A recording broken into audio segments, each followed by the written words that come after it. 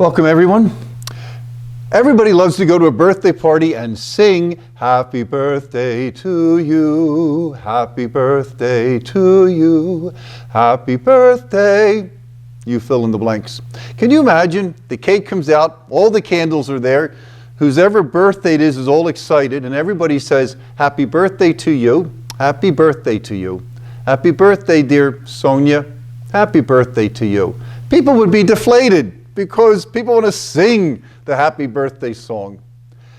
Some things are meant to be sung. We would never recite the national anthem. You sing it out.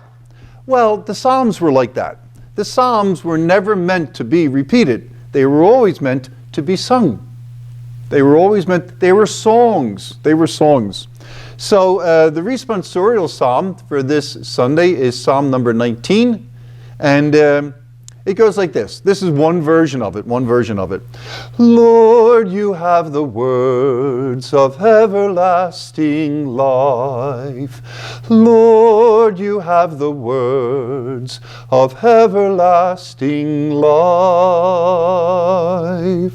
The law of the Lord is perfect, refreshing the soul. The decrees of the Lord is trustworthy, giving wisdom to the simple. Lord, you have the words of everlasting life. Lord, you have the words of everlasting life. The precepts of the Lord are right, rejoicing the heart. The command of the Lord is clear, enlightening the eye. Lord, you have the words of everlasting life. Lord, you have the words of everlasting life. The fear of the Lord is pure, enduring forever. The ordinances of the Lord are clear, all of them just.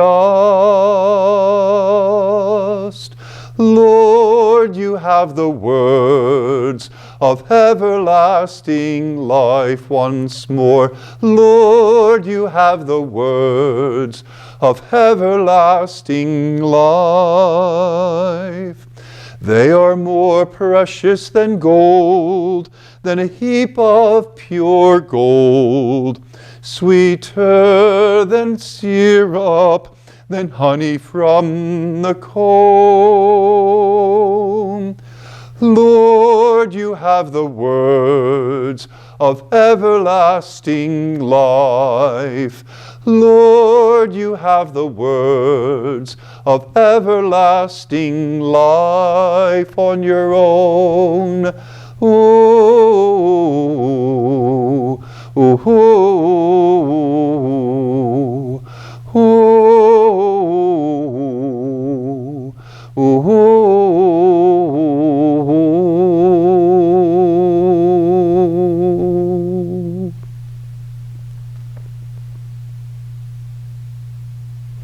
Things are completely different when you sing a psalm.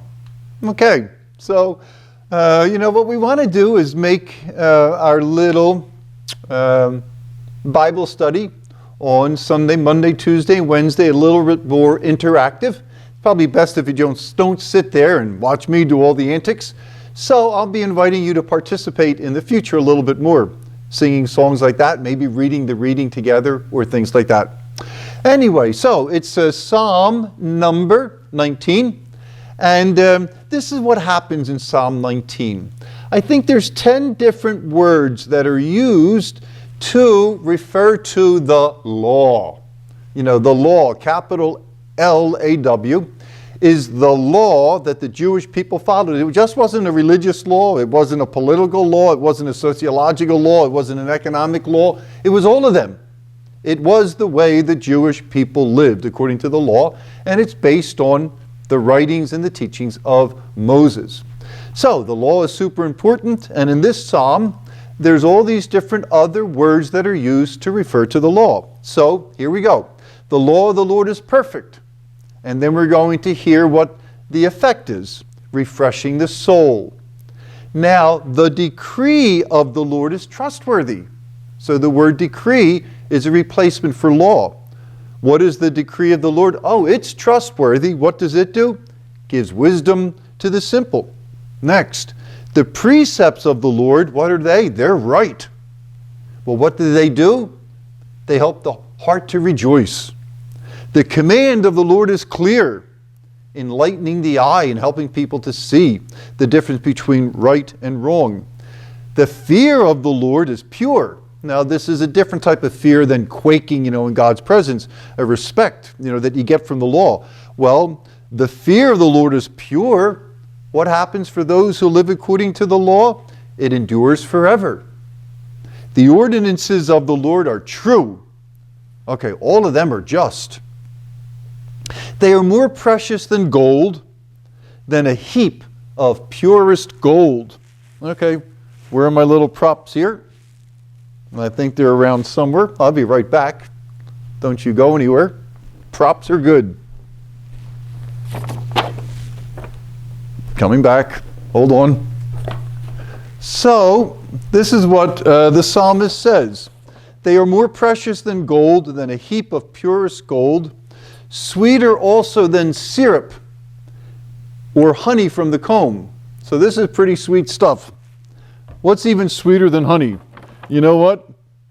Maple syrup. What's the sweetest thing out there? It could be Nutella.